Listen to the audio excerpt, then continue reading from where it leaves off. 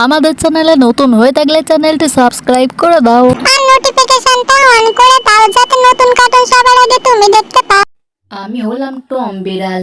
আমার গাছে একটা পাখিও আমি বসতে দিই না। আর এই পাখিটার এত বড় সাহস হয় কিনা আমার গাছের ডালে বসে পটি করতে চায়, তাই দিয়েছি পাখিটার পাছায় লাথি মেরে 7 সমুদ্র 13 নদী পার করে। ভিডিওটা শেষ পর্যন্ত দেখতে থাকো বন্ধুরা, আর একটা কমেন্ট করে দাও যাতে ভিডিওতে আমি তোমার নাম বলতে পারি। আগের ভিডিওতে অমিত মণ্ডল কমেন্ট করেছে, টম তুমি অনেক ভালো। ধন্যবাদ অমিত মণ্ডল।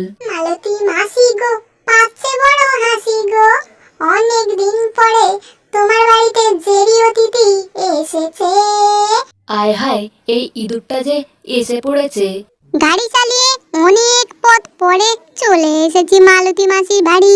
এদিকে পেটে যে ছুঁচো ডন মারতাছে মামু, চলো তাড়াতাড়ি। মালতী মাসি, জেরি আর ওর ভাগ্নে সকাল সকাল মালতী মাসির বাড়ি চলে এসেছে। খাবারগুলো তাড়াতাড়ি সরিয়ে ফেলি।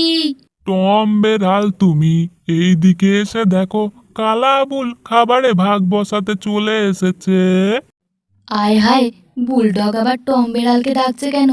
বুলডগ আবার সেই দানব বেড়ালটাকে ডাকবে না তো? না না, ও তো টম বেড়ালকে ডেকেছে। যাই হোক, টম বেড়াল আসলে আসতে পারুক, কারণ টম বেড়াল হলো আসলেই একটা বোকা বেড়াল। হা হা হা। দুষ্টু কালা আবুল, তুমি মনের আনন্দে যতই খাবারগুলো শেষ করো না কেন, এরপর তো তোমাকে সায়স্তা করার জন্য আমি যাব সেই দানব বেড়ালের কাছে। বাইরে ভাই, মনে হইতাছে বড় সড়ো গন্ডগোলের মুখে যাইতাছে এই কালাবুল। কালাবুল যে একদম ঠিক কাজ করে নাই। সমস্ত খাবার যে কালাবুল একাই শেষ করে দিচ্ছে। টম বেড়াল খাবারের সাথে কিছু মিশিয়ে কালাবুলকে খাইয়ে দেবে নাকি? আবুলকে যেমন তেমন ভাবে সায়স্তা করা যাবে না। আবুলকে সায়স্তা করতে গেলে ওই দূরে একটা ডন কুকুরের বাড়ি আছে, ওই ডন কুকুরের সাথে আমাকে যোগাযোগ করতে হবে। চলে এসেছি ডন কুকুরের বাড়ি। শুনেছি এই ডন কুকুরের বাড়ি আছে নাকি বেড়ালদের সায়স্তা করার জন্য একটা বড় ডাস্টবিন। কিন্তু সেই ডাস্টবিনের কাছে পৌঁছাবো কি করে? মনে হইতাছে আমার মাথাটা কেমন যেন ঘুরতাছে। এই বলে বলেই আমি আস্তে আস্তে করে যাই সেই উপর তলায়। ওখানেই আছে বেড়াল সায়স্তা করার ডাস্টবিন। ডন কুকুরের বাড়ি এসে পড়েছে টম বেড়াল। টম বেড়াল যাচ্ছে দৌড়ে দৌড়ে দোতলায়।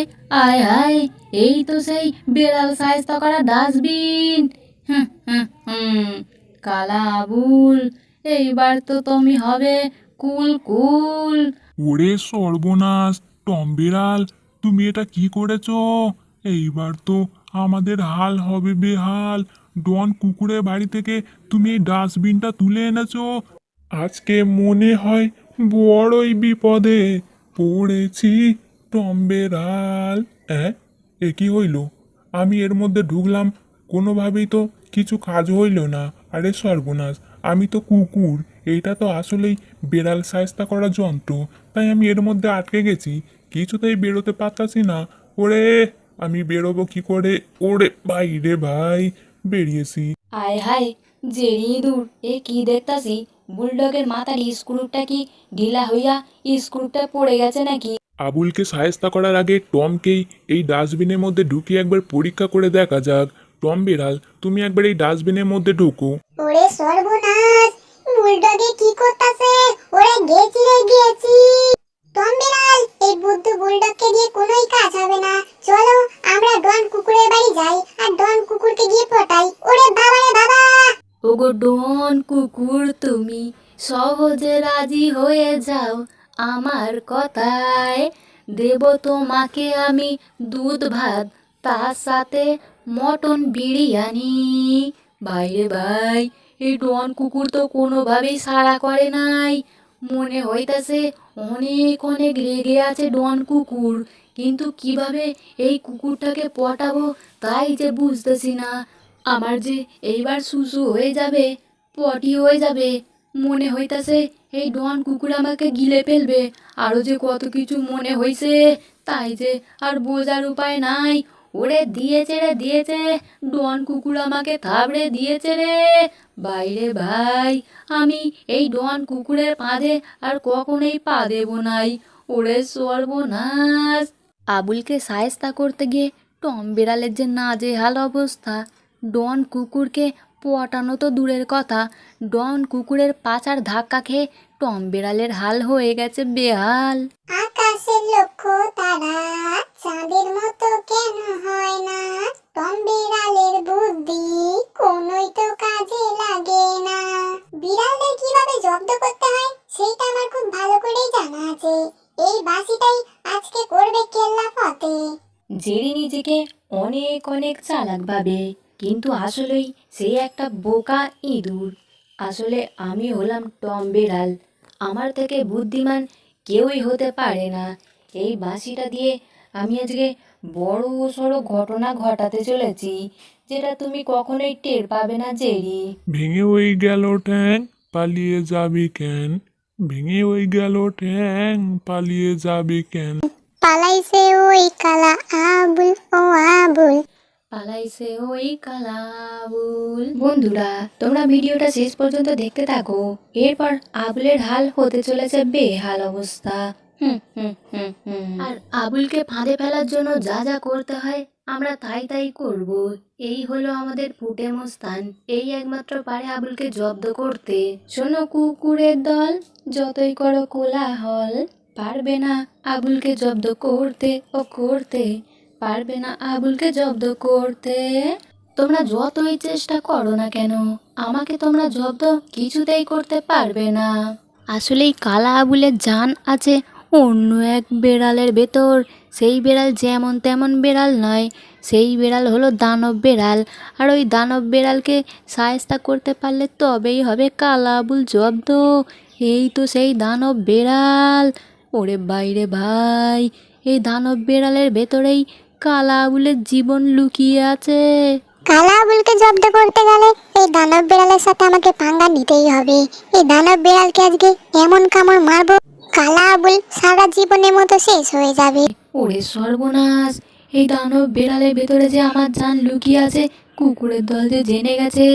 ওরে গেছি রে গেছি। ওরে বাপ রে বাপ! যে কাজ কিনা টম বিড়াল করতে পারলো না, সে একমাত্র ফুটে মস্তানি করে দেখিয়ে দিল। দানব বিড়াল তো জব্দ হয়েই গেছে, তার সাথে সাথে কালাগুলো খতম হয়ে গেছে। এইদিকে টম বিড়াল যে কিছুই টের পায় নাই। মামু, এই বোকা টম বিড়ালের পাল্লায় পড়ে আমরাও যে দিন দিন ভীতু হয়ে যাচ্ছি। চলো আমরা গিয়ে পাঙ্গা নিই সবাই মিলে। ওরে সর্বনাশ! মনে হইতাছে এবার আমরাও খতম হয়ে যাব। কিন্তু বুলডগ এ কি দেখতাছে? এ তো সে ফুটে মস্তান। টম বিড়াল, কালা আবুল খতম হয়ে গেছে। শেষমেশ কালা আবুল তো খতম হয়ে গেছে। এইবারে খতম করতে হবে যে আমার পাশে কামড় মেরেছিল সেই ডন কুকুর, সেই ডন কুকুরের পালা। তাই আমি ডন কুকুরকে খতম করার জন্য একটা অনলাইনে অ্যাটাম বোম অর্ডার দিয়েছি। এই পার্সেলের ভেতরে আছে সেই অ্যাটাম বোম।